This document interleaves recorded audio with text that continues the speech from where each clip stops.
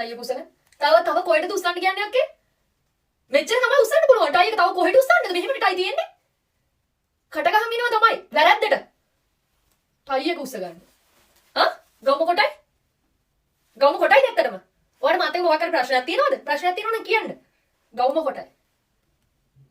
මම වසන්ති මිස්ගේ දුව. තේරුණාද? එනවා මෙතන ගවම කොටයි. Miss, excuse me miss. Miss අපේ අම්මා මේ sorry මේ වසන්ති මිස් මේක දෙන්න කිව්වා මිස්ටර්. අඩෝ පට්ට බඩගිනි ඉන්න බෑ. මේ යන්ද?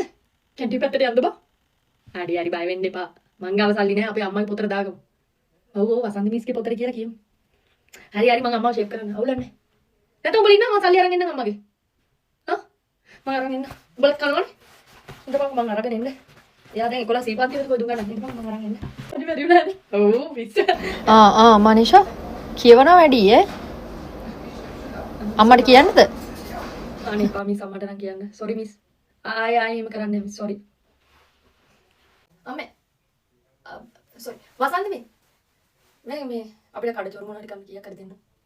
දෙන්නකෝ. කද්දම්මේ දෙන්නකෝ. හරි යන්න. ඔව් යන. තුනට එනවා. යන බයි.